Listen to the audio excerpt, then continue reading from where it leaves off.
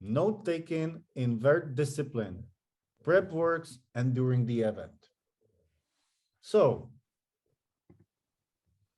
we just touched this subject in Lincoln's comment, notes, judging notes.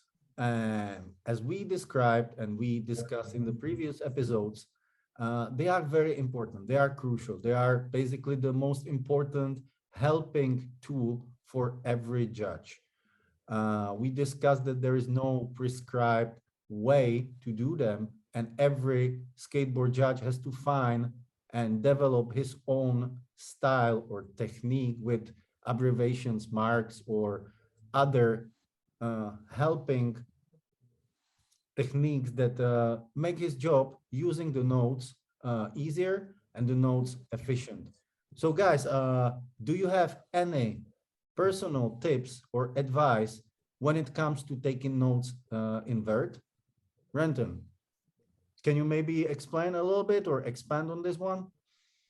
Yeah, I think everyone has their own style and ways to take notes. And I think each style is going to do the best for each personal way to do it. The way that works for me, it may not work for other people, but I have a very distinct way that I do it. I have my judging sheet set up in a grid. And so it means that when I write in every single trick that gets done, and then I can see very quickly when I look up my sheet, I can see all the skaters that have completed that same amount of tricks very quickly. And I can also see very easily how many tricks each skater's done, the exact trick. And that really works for me. I also use a highlighter, when people might do something really special, like a pink highlighting pen or a yellow highlighting pen. And then I also have shorthand of being able to write tricks that I'm very familiar with. It might be like, say, for a kickflip, it might be KFI for a kickflip indie or a HFI for a heel flip indie. But what I feel is really important is to have a certain way of writing those tricks down to where I don't really have to look at where I'm writing. So I can effectively be watching skateboarding and writing things down just really easily without having to look at the paper, which means I can watch the skating as much as possible. I think having a consistent way of writing notes that you can be familiar with, so you can look back at the notes and you can see at any time and know exactly what's been done, that's really important. Yeah. After every skater, you need to compare each run to every other skater. You have to make sure that, if there's been one heat prior to that heat that you're judging now, that you're looking at the scores of both heats. Because if you're scoring 20 skaters, you need to compare the first skater with the 20th skater and with every other skater. You can't just forget about the skaters that were in the heat before. You need to compare those.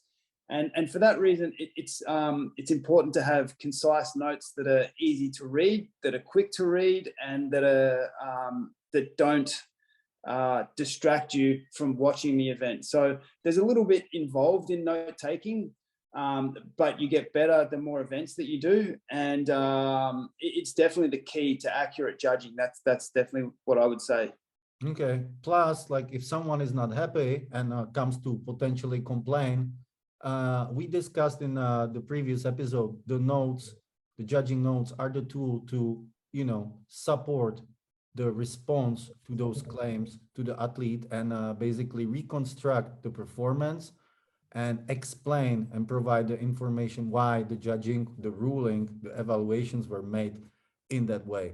So yes, thank you very much. Lincoln, anything to add? Like any special tips, how you make notes when That's you pretty much, yeah, I do pretty much almost the same thing as Brenton does it. Like when we talked about the vert, it's so like dynamic that like it also at a contest, if you have, usually is the first run that sets up, like, let's say you are writing, taking the notes of the first run. We already know kind of how it's going to go down because you watched a lot of practice, right? So the certain tricks that people are going to do it, and then how many tricks are going to be done. And it's definitely like the first run is the very important one. And then all of depends on the format of the event. The second, third run, it's basically the same tricks. You just needed to, if the person completes that full run twice, three times, whatever, you just do the little nuances that happened. You know, like you just point that out. I don't like Renton uses a marker like a highlighter. I'll circle it.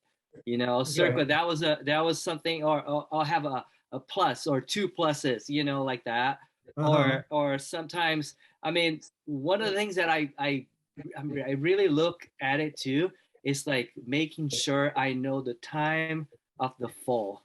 Like there was 10 seconds left or 15 seconds if there was a fall, because that in a run that, to say like it's similar to it, sometimes the person just do a run with I don't know, 8 tricks, right? And then the next run he did I don't know, 5 tricks. So you kind of have to gauge by that, like, okay, his score was, I don't know, like a 60 or a high 60s or something like that.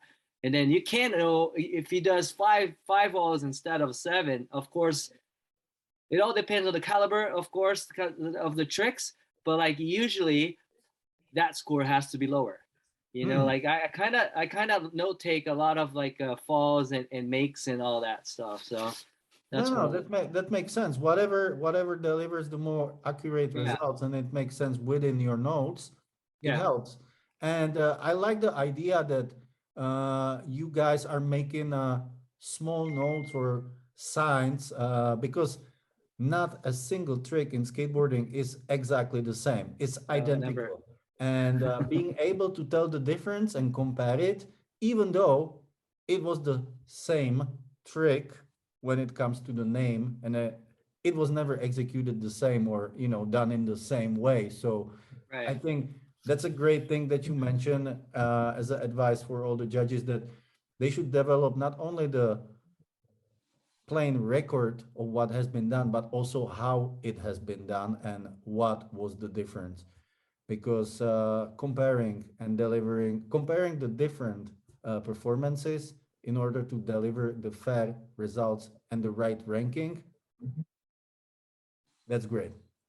All right. Can I just add one thing? And another thing that you will see with vert skating, sometimes if a skater makes his run early, if he's got 3 runs and its best run counts, and he makes his run on the first or second run, they may take 2 strategies. They may take the strategy to add a trick or make a trick harder in there.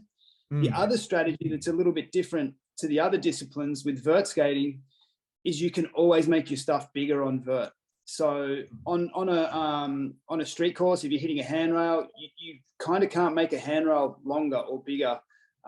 Whereas on vert, you can always make a trick higher in the air. So that's one of the things that judges have really got to look out for on vert skating is someone can do the same run where if you write it down on paper, it's almost identical to the next run, but the next run can actually be like way better because you can make all of your airs like 2 feet higher.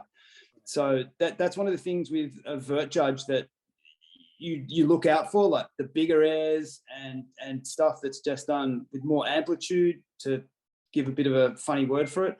But and when that happens, that's when the nuanced type of note taking that Lincoln meant before, when you start writing like insane height or whatever it is. But that's a key to really having good notes as well, is just having the right description when people do the stuff just way better than they've done before. Yeah, or it can be the other way. Like it can be the same run, but not done in the same way. The airs could be lower, or it could be sketchier, and you need to be able to tell the difference. All right, great. All right, guys, let's move to the next topic.